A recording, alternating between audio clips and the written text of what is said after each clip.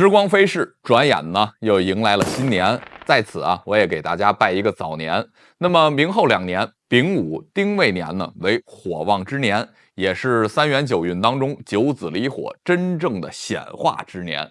那同时呢，也是赤马红羊之年了。天命使然，丙午、丁未火年必然迎来剧烈的动荡，日新月异。那对应人的情感呢？那更是如此了。今天呢，我再为大家带来全方面的丙午马年终极情感指南，为你解析在这一年当中的桃花劫与正烂桃花。那么第一点呢，就是讲的日主甲木的人。日主甲木为阳木，是为参天大树与藤蔓的博弈。那本年呢，甲木逢午火，为时尚谢秀，看似才华横溢，魅力四射，但是呢，你散的只有叶，漏的呢也只有形。你内心那个名为自我价值的树根正被这场大火炙烤，你希望用魅力去证明自己，却不知道这恰好暴露了你的不自信。那你吸引来的呢，不过是迷恋你华盖的飞鸟，而非能滋养你根基的厚土。那所以从正缘画像和心性匹配上来说呢，你的正缘绝对不是那种浮华之辈，它应该是沉稳的雾土，是高山，是城墙。它可能在教育、文化或实业领域拥有你不具备的定性与厚重它能让你的才华落地生根，而不是陪你一起去飘在云端。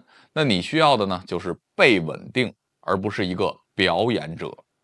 那从桃花劫的这个角度上来讲呢，你最大的劫不是遇不到人，而是选择过剩带来大的这种精力涣散。你像一棵以为所有藤蔓都可以依附你的大树，那最终呢只会被拉扯，失去方向。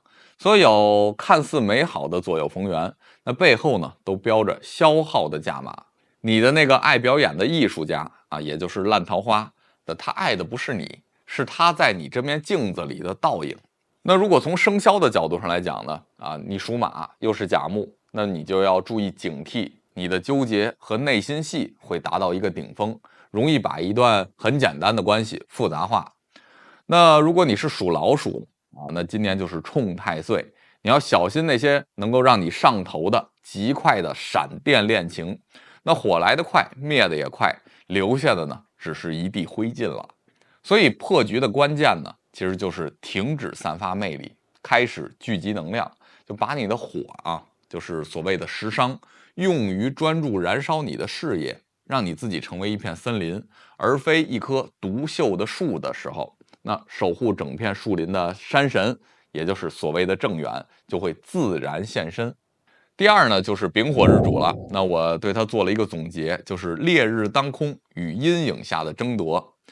那么丙火呢，本身就已经是太阳了在遇午火阳刃，是为比肩争夫的这么一个格局。那就意味着呢，你的世界过于明亮和强势了。那你吸引过来的呢，要么就是和你争辉的另一半也就是竞争者，要么呢就是只能生存在你阴影之下的飞蛾，依附于你存在的人。那么你的光呢，就成为了你亲密关系的障碍。那从正缘来说呢，你需要的就是能够为你降噪的人了，能够承载你光热的人水。那他可能是一位能力比较强的商业精英，但是内核呢，必须是这种包容的大海。他欣赏你的光芒，但不与你争辉。他能映照你的热烈但也能够用深度让你平静。那么从桃花劫的角度上来讲呢，就是很容易你和闺蜜同事朋友爱上同一个男人，是这类剧本的高发情节。但是呢，这本质不是竞争，而是你内在的价值争夺。就是在外界的投射上呢，你以为你在争一个人，其实呢是在争谁更值得被爱的这么一个证明。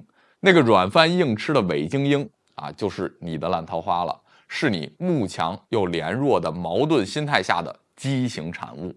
那么如果从生肖的角度上来讲呢，你是丙火日主，然后你又属兔子，那么今年呢你就是破太岁，提防那种看似无辜以弱示人的感情骗子。就他们非常擅长就利用你的同情心和保护欲。那如果你是属牛的人呢，就注意你身边那些看似是为你好的朋友，他们无心之言啊，或者嫉妒，可能成为你感情的暗礁。所以怎么破局呢？就是学会在亲密关系当中啊，调暗光芒。那么真正强大的人呢，不是永远耀眼的，而是敢于展现脆弱。用时间验证的，不是对方的真心，而是你褪去你的光芒之后，他还是否爱你的本质。那第三呢，就是戊土日主了。那戊土呢，也是阳土，是叫高墙之困与门内的风景。哎，这个很有意思啊。如果从情感格局来说呢，戊土遇午火啊，是印星过旺。那么印星呢，本是保护，但过犹不及，变成了困住你的高墙。你对于安全感的理解呢，固化了家人认可、门当户对这些外部标准，就你活成了一座被应该所统治的城池，却忘了问问自己内心的想要。那么你的正缘画像是什么呢？那你的正缘啊，确实是甲木啊，那有教养、家境优渥或者比较知性的这么一种对象，但它必须呢是一棵能够破开你心墙的奇树，就它能带你看到墙外世界的生机，而不是啊另外一堵加固你围墙的砖。那么接下来就说说你的桃花劫，就是你最大的劫呢是自我意志的沉睡啊，你让家人的意见成为了你感情的判官，那本质上呢是一种责任的转移。所有对家人意见过度的依赖，都是对自我选择能力的一个阉割。那个依赖心强的妈宝啊，妈宝也就是你的烂桃花啊，是你内心不愿长大的阴影面的显化。如果从生肖的角度上来讲呢，你日主戊土啊，那么你又是属狗的话呢，那今年就是三合。长辈介绍确实是今年最可靠的渠道，但是你要记住啊，你才是那个最终的决策者。那你如果属马的话呢，今年就是刑太岁，你的固执会前所未有的强烈，因为小事儿啊与伴侣引发不可调和的冷战。那么这个破局的关键点在于哪儿呢？就是为你自己的情感主权而战，不是要反抗你的家庭，而是要建立自己独立的判断体系，听听所有人的话，但决定还是要自己做的。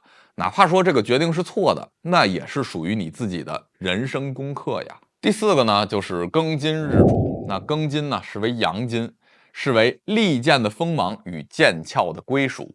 庚金逢午火，是为官杀混杂来练你。你在职场上的杀伐果断呢，被带入了情感领域。那你把情感呢，也当成了下一场需要攻克的项目了啊，充满目标、考核与压力。你很渴望啊，一个能够配得上你的剑鞘。殊不知呢，自己凌厉的剑气，其实已经吓退了绝大多数温柔的容器。那你的正缘画像是什么样子呢？就是能够驾驭你这把剑的啊，就必须是丁火。它自身呢，就是一个能够炼化一切的炉火。它具有责任感，还有一定的社会地位，懂得你的价值，也能承载你的光芒。它可能是你行业内的权威，或者是能够为你提供宏大视野的引路人。那么你的桃花劫又是什么呢？办公室恋情的进退维谷，是你公私不分的必然结果。你会把安全感啊建立在可控的工作领域，却把最不可控的这个感情呢给拉了进来。所以在职场寻求情感的慰藉，如同在战场上呢寻找温床，注定啊是遍体鳞伤的。那个控制欲很强的霸道总裁，就是你的烂桃花，是你内心对绝对掌控的渴望镜像。所以从生肖的角度上来讲呢，如果你是庚金日主，然后你又属鸡，那么今年是破太岁，小心成为工作狂啊！就是你可能会用事业的充实来逃避感情的空白。如果你是属老虎的话呢，今年就是三合啊。虽然说职场啊确实是今年遇见正缘的高发地，但是你要前提啊完成这个角色的切换。所以这个破局的关键点在哪儿呢？就是要去学会你的感情开勿扰模式。下班之后呢，物理和心理层面啊，彻底脱离工作场景。那么真正的强大呢，永远不是我一直在线，而是敢于在爱的人面前关机。第五呢，就是壬水日主啊，壬水也为阳水，是为江河湖海广阔水域。那么你今年呢，就是汪洋的抉择与暗的方向。壬水奔流啊，遇午火为财星，是选择过多，欲望被点燃。就是你像一片被阳光照得特别透亮的海洋，那看到了无数条可能通往的河流啊，这些河流也就是你的选择了，却陷入了选择瘫痪。其实不是道德问题，而是心性未定，不知道自己要泊向哪一个港湾。所以有的时候选择太多，还不如别无选择。那你的正缘画像是什么样子呢？那你需要的呢，就是能够为你筑岸的己土了啊，它踏实能干，门当户对，还能给你清晰的边界感和落地的生活。哎，它可能不是最浪漫的，但总能让你这艘永不靠岸的船呢，有了家的方向。那说到桃花劫这个层面呢，在多个优质对象之间，你可能会犹豫不决，是财星过旺的典型症状。就是你在用筛选代替感受，用比较扼杀心动。在你权衡利弊的时候呢，的爱呀，这个本身就已经消失了。那个图谋钱财的拜金者啊，这个也就是你的烂桃花，是你内心物化关系倾向啊所带来的同类。那么从生肖的角度上来讲呢，你为壬水日主，那么你又属阳，那么今年就是六合，合作共同经营财务是催正缘的契机。当然了，你也可以和你的另一半共同经营一番事业。那如果你是属老鼠的话呢，今年就是冲太岁，务必避免与伴侣发生大的金钱往来或者共同的投资。那这个呢，就是今年感情上最大的暴雷点了。所以破局的关键在哪儿呢？就是关闭你的选妃模式啊。问一个自己最残酷的问题：如果剥离开所有的外部条件，什么财富、地位、外貌，还有谁能够让你得到内心的宁静与喜悦呢？那这个答案呢，就是你的暗了。那么以上呢，也就是丙午年所有阳日主的感情状态了。那么也感谢大家今天的收听。那么下一期我们给大家带来5个阴日主的来看一看大家的感情问题。